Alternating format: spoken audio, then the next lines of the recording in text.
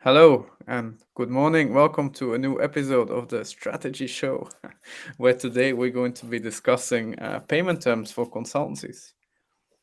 So, this is Terezija. Terezija does marketing at Tweeve, and together we'll be having an open discussion about how really the all kinds of companies really deal with their projects and if they are open-minded to new ways of payment terms, and if this would also happen to help the tech companies forward um, by changing their way of thinking.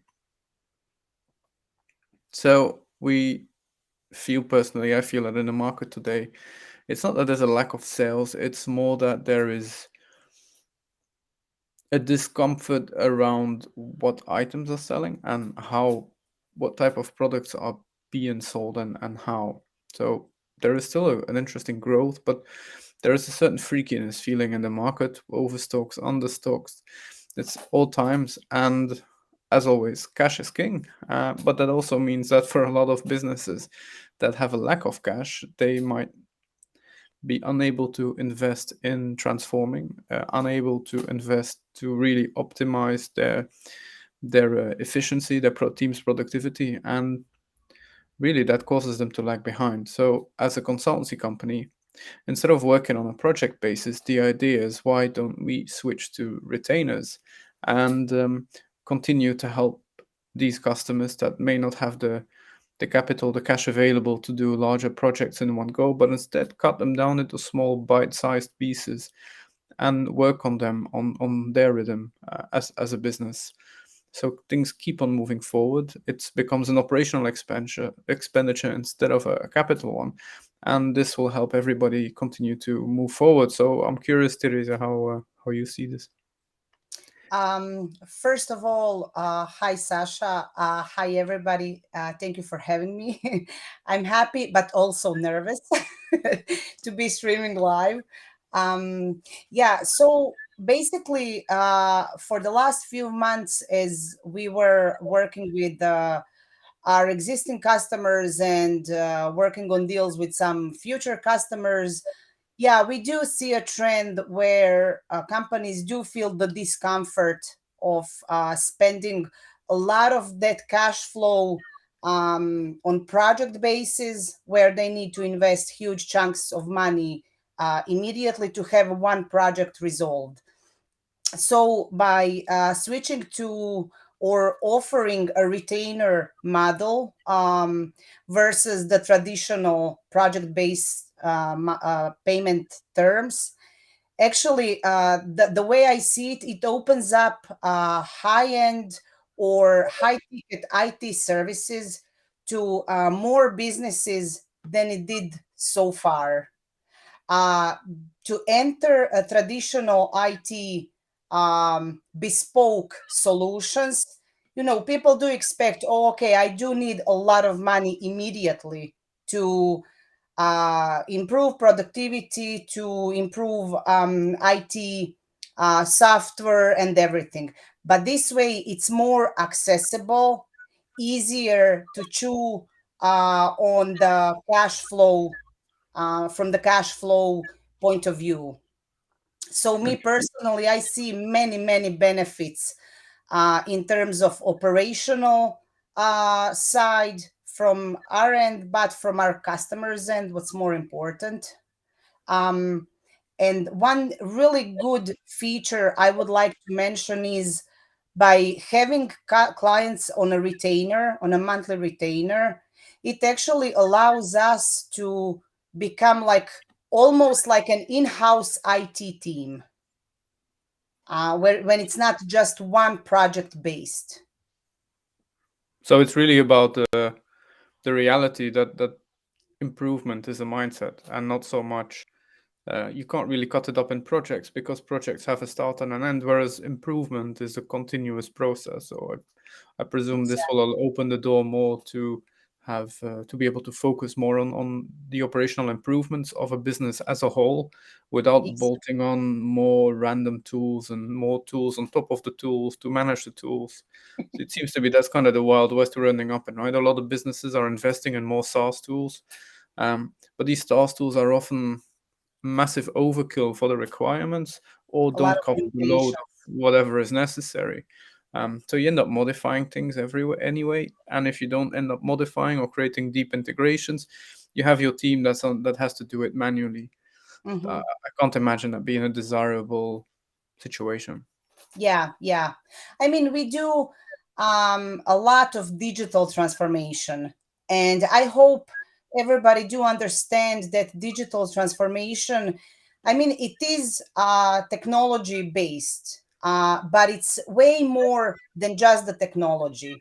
So having experts basically almost side by side and being available more rather on just project basis actually allows true digital transformation to happen, where it does boost productivity, it does make operational efficiency, it streamlines operational efficiency and so on and so forth, where it's not just about the tools. um Can so we yeah. dig into that a bit? Because when you say a true transformation, what does that really mean? Like, uh, if my point being, I'm sure a lot of companies have gone through various transformations over the years in that way, and a lot of new tools have been used. But often these tools seem to get in the way. So, as I understand the digital transformation, it's about making the tools work for you as a customer, as a member of staff, as whoever it is that's using them, and not so much you working for the software.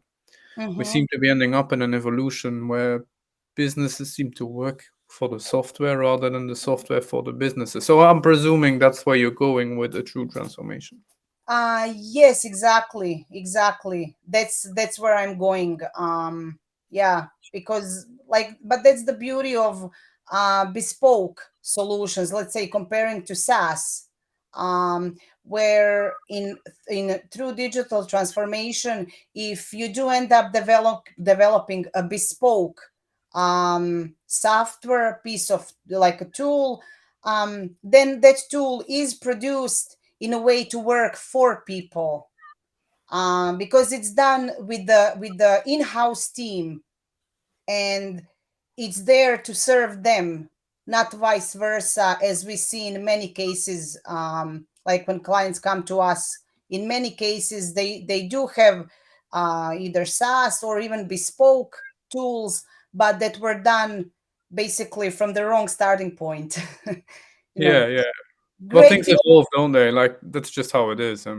Yeah, yeah, and I mean Personally, I also. would welcome this. Like, somebody walks in and says, "Hey, instead of selling you another tool or another SaaS tool that nobody really is waiting for, somebody comes in, listen, let's work together. Let's look at the reality and let's start fixing things one problem at a time, um, to bring it all together in a new workflow and help the team gain more oversight and stop them from managing their work and actually be able to work in the first place." Yeah, It tells me that's an yeah, interesting and proposition. I am very curious to hear what other people who are listening have as input on this. yeah, I would be happy to hear as well. But by the time we wait, I would Mm. just like to share one thought. Um, so we do see also in many cases that companies, they have really cool and really great tools in house already. When we come in, we don't have to throw everything out the window. We can just improve, iterate, and make it work a bit different. So basically, in many cases, we reuse same tools they already have. Okay.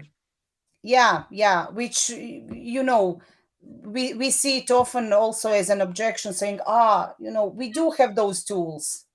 Like, what do we do with it? Um, That reminds me of a friend who recently told me, when you hire consultants to remind you you bought an expensive watch and you need to look on it what to tell what the time is. exactly, exactly. With all jokes aside, I can imagine that things can be simplified. As businesses grow, I can see how processes become a bit more chaotic. And if nobody has the time or takes the time to structure things a little bit, It just makes life harder, and productivity really goes down the drain. The hard part I find is that how do you measure that? How can you tell that productivity isn't where it should? Often when you often this is like a thing that's viewed from above, but it's not really looked into great detail. And Mhm. that's that beautiful saying, the devil is in the details.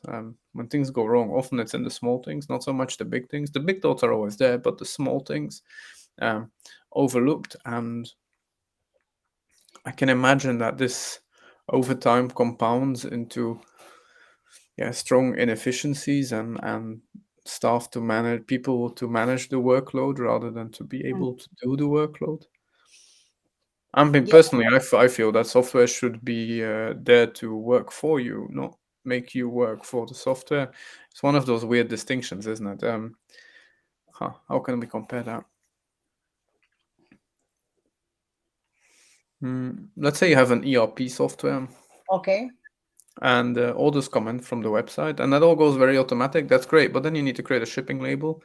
And I see in smaller retailers, and even actually in big ones too, Mhm. somebody's actually copy pasting order information into a shipping tool to then create a label to where the item has to be shipped. And I'm thinking, well, how can you ship hundreds of orders, thousands of orders by sitting there and actually paying somebody to copy paste? That's not of this time. Like we're working on volume. The information needs to be correct, otherwise you end up with strange spelling mistakes that lead to the being items being delivered in the wrong address. Like that's not okay, and this stuff shouldn't even exist anymore. Like I would almost say, like if we have to have this conversation about automating order flows, we should Mhm. have had this 10 years ago. This is not even that relevant of a conversation today, but somehow you still see a lot of businesses doing exactly that. It blows my mind. Yeah, you know what actually might be the case. I mean, I would be really happy if somebody joins in and not necessarily proves me wrong, but gives me a different perspective. Um, I mean, we see so many times business owners like they do have a lot of knowledge, a lot of experience, and they know their businesses. But having those IT solutions available is either too expensive at that moment, or they opt in for SaaS solutions that they work only so far. It's an Um, interesting point, isn't it? Because often the people who make these decisions don't have anybody on the team that has a deeper understanding of the topic, which leads to decisions being made on face value and on beautiful interfaces and good sales presentations. But they don't actually go into the depth of, does this help the business forward uh, to its fullest potential? yeah, and does it That does solve? make me wonder, to bring that back to our topic of the live stream. That does make me wonder what people are more open to. Like, what do businesses who are in a mindset of we want to improve, we have issues, we Mhm, want to resolve things, we want to move forward. Companies that have a drive to grow. I wonder what mindset they're in to prefer one over the other. mhm. I mean, yeah, I know from some experiences from before and getting feedback from different customers. Yeah, in many cases, project based expenses, they do pile up easily. And sometimes, there's unpleasant surprises at the end of the month or when new invoice comes in, like, oh, okay, it's too much. How do we chew this up and everything? So how I see the retainer monthly retainer option at accessible price, Mhm. with business owners with the right mindset, who do want to improve, who do want to boost productivity, and everything. Basically, that's where the beauty is. You combine best of both worlds and offer help and the solution in accessible way, where Mm. that cash flow or expensive projects immediately is not a showstopper. Yeah, they get integrated in the organization. It also gives the team that's building the solutions the time to talk to everybody involved, Mhm. but only the users, and involve the users in the conversation. Because it's a slower process, because it's an Mhm. ongoing process, it becomes slower, but at the same time also more meaningful. Like I would imagine, there is Yeah. the all of a sudden you have the time to get to know the actual users. There is the ability to have regular conversations around that, and that all will lead to better outcomes. Unless on the other side, where you work on a project basis, everything has to go as fast as possible, all hands on deck while the project is there. And once the project is over, everybody disappears. But nobody stopped to ask, did this really work? I Mhm. do wonder if that's often not at the basis of the failure of the amount of IT projects that overall happen in the world, because IT projects seem to be a little bit notorious for failure. And I'm really wondering if stepping away from this transactional model, like say, okay, a project has a start and an end, if that cannot be turned into an ongoing partnership where the tech partner, for example, Tweave, becomes with their team part of the business, and really helps brings the specialists to the table who understand these topics deeper and are capable of just hammering out solutions really quickly and Yeah. efficiently without while working with the users to improve the business as a whole. Yeah.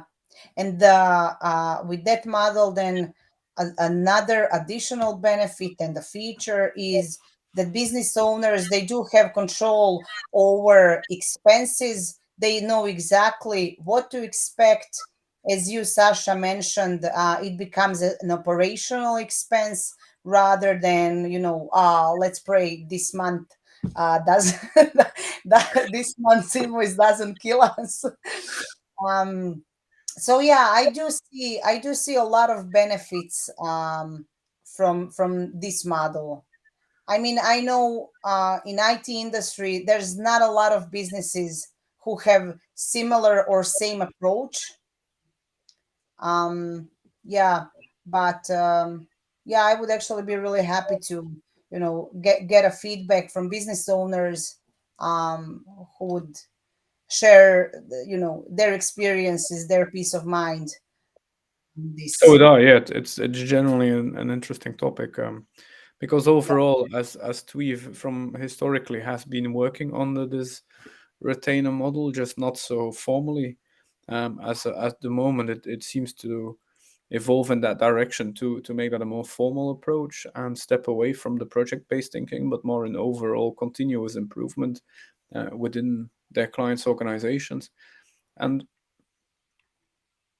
this seems to create happy clients because things actually improve, they actually change. It's not like in a government where they claim change is going to happen and they just bolt on more crap. I Yeah. don't know. I mean, I'm really curious to see how others feel about this entire thing. Traditionally, you get a job, you sign a contract. This is the start, this is the end. You do it, you get paid for it. But this also causes cash flow problems for the actual developers, the integration partners.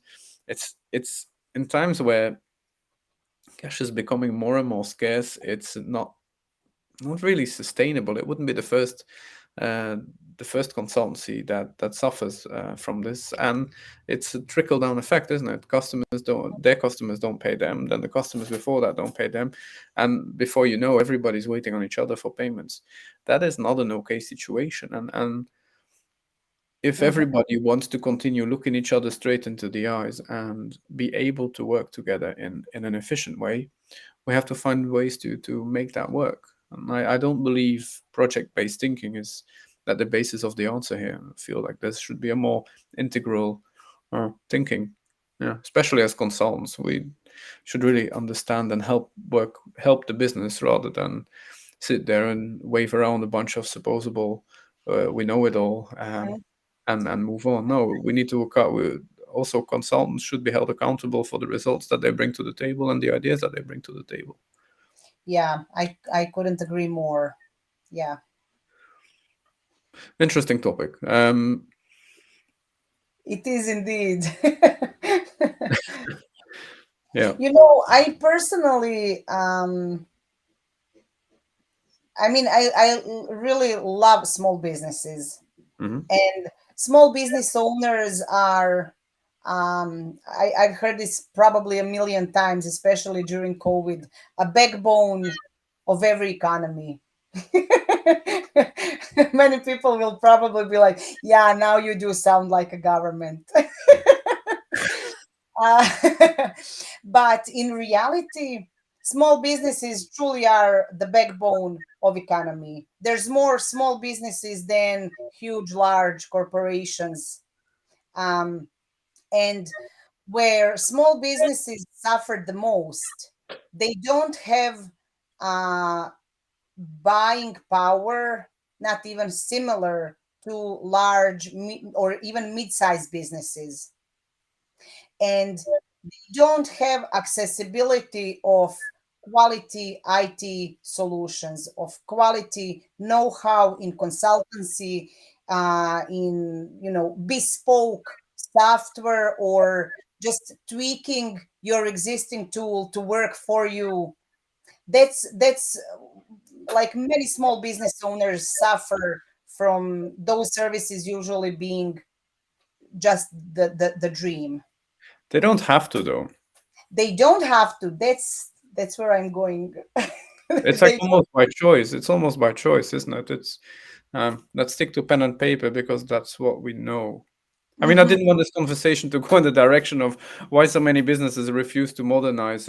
It's not something I really feel Yeah, like. but yeah, I don't mean they not necessarily even refuse, but they usually don't have large pieces of money, large chunks of money of that cash flow laying around to modernize. That's in many cases that's a showstopper for them. Like, Mhm. oh, okay, yeah, I don't have a few um, tens of thousands of dollars or pounds sitting around waiting for me to invest in an IT project.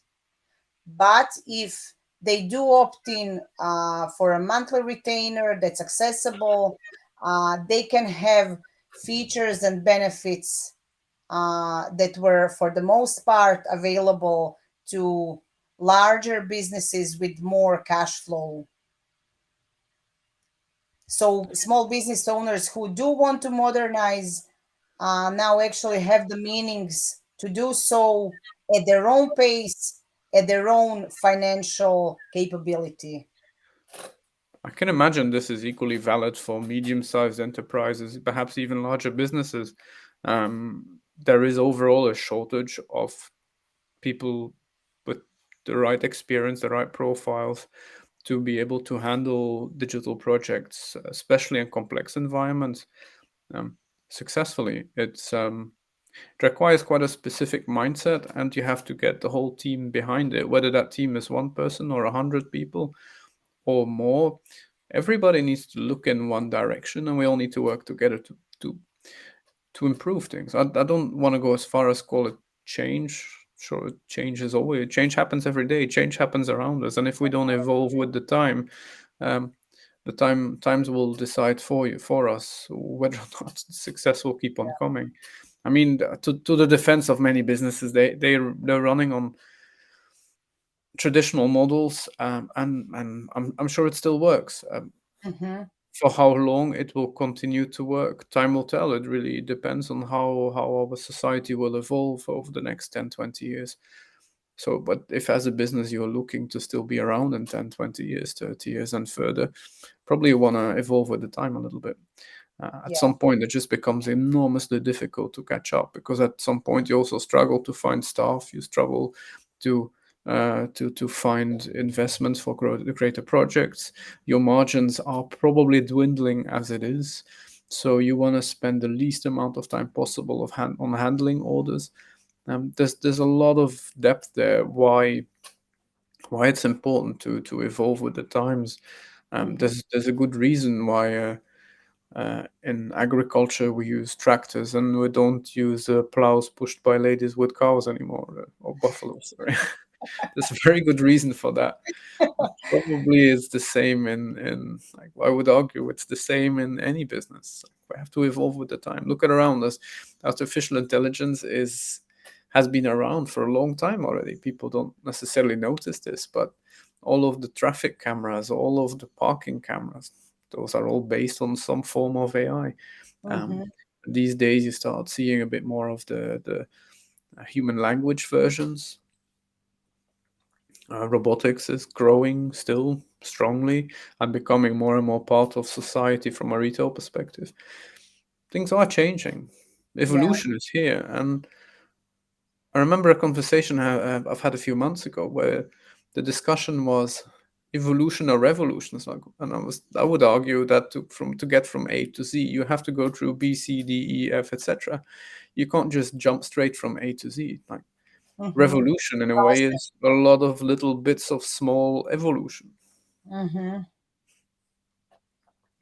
Yeah. Yeah, it's a process that needs to start. Right, exactly. So Yeah. that to the bringing that back to how can payment terms make a difference in the success of a business. If the cash isn't there to do large projects immediately, perhaps this could be an interesting way to tackle that. Work with each other to work from an evolutionary perspective rather than a revolutionary perspective. Little by little, step by step, you also get there. You don't have to don't have to run. First have to learn how to walk, and then after the walking you can learn how to run. But yeah, Even one pro. thing at a time. Mm, Yeah. Yeah, that's I like the way you explained it. Um yeah, thank you. it does make a lot of sense. A bit of sneak advertising in here. I wrote a book actually on digital transformations. It's currently being printed. It will go live on the websites soon. It's a short an overview of how to run digital transformations from A to Z with from a mindset perspective. So uh, yeah, have a look on the Tweave website, and you can already request your hard copy for when they become available. I do recommend. I actually read the book multiple times. Right. Okay. Great. Yes, yes. I do highly recommend. It But the digital copy is available immediately, right? it is. Yeah. You can just Yeah. download. Yeah. You don't even have to give in your email address or anything. We don't ask for your credit card details. None of this. No. Just click download and you have it. Super simple. Yeah. Um, Yeah. It's one of those words, isn't it? Digital transformations. Every time you speak to anyone, it's always like the first question: what on earth is digital transformation? Hmm. And to their defense, we should probably find a few better words for that. I'd like to think it as helping productivity along. Yeah. Yeah. More. That's digital transformation or helping productivity. The topic and the meaning of digital transformation is so wide. It can be challenging to find simple words and simple terms and really short sentences to even describe the beauty of digital transformation, like everything that comes with it. Yeah. Yeah. Yeah. Yeah. Exactly. Hmm. Yeah. It's really, it's such a basic. From my perspective, whenever you look at a company and okay, people invest a lot in sales, people invest a lot in marketing, but somehow productivity is often forgotten. I know other cases who invest heavily in productivity, and it also shows the results. The growth of the company really benefits from it because it frees up cash that you can then invest again in your marketing or directly in your sales. Um, and it really makes such a big difference if you have to spend 15 minutes handling an order or 5 minutes. If it takes you 10 minutes to answer a customer with a simple question or 2 minutes, it's such a massive difference. Um, Yeah. I I know of a case where currently, whenever a customer service request comes in related to an order, um, the the team member has to look in 4 different systems to actually find out where the order actually is. So by the time you've actually found that order number, found the information, replied a few times, looked throughout the systems, you spend about 10 minutes. I would argue this is something that needs doing in 30 seconds. Frankly, you could even just have automated replies or just provide a customer portal for whoever wants to self-service based on that. And it would seem that about half of the questions that come in on customer service, keep in mind they have about 15 people sitting on that department, are about that specific thing. So you can argue, yes, it costs a lot of money to to rebuild some tooling to make sure that the information is readily available. But at the same time, you're wasting so much money on the customer service team that they could be focused on helping customers, on selling, upselling, and really creating happy customers that talk about you as a brand. Um, it pays itself back in dividends. It's just a matter of reorganizing a little bit and getting somebody involved to actually to just handle it for you. Yeah, I know sometimes businesses who are not in IT industry, let's say Hmm. retail, manufacturing, warehousing, it doesn't matter. Hmm. It's difficult to hire in-house IT experts. It's difficult. It can be challenging even for us as a Hmm. tech company to hire the right talent. Um, and I feel that many businesses, um, it's not something they truly understand, which is obviously like that's how things are. Um, and they don't have an in-house talent to actually take care of everything from A to Z. Mm. And when it's on project basis, when you even bring IT company and it's a project basis, uh, then that IT company doesn't even spend time or talk to your customer service agents or sales representatives. It's completely different. Um, like it just doesn't take care of all the needs from business owners because they are not tech experts. They do need somebody with an expertise and knowledge and how to and that time to actually work with your team. Mm. Not just code a piece of software, say there you go, you need to figure it out, or here's a handbook, bye, we're done. Or worse, create a piece of software that is so convoluted to use that it actually increases the workload 3 times instead of reducing it. Yeah, yeah.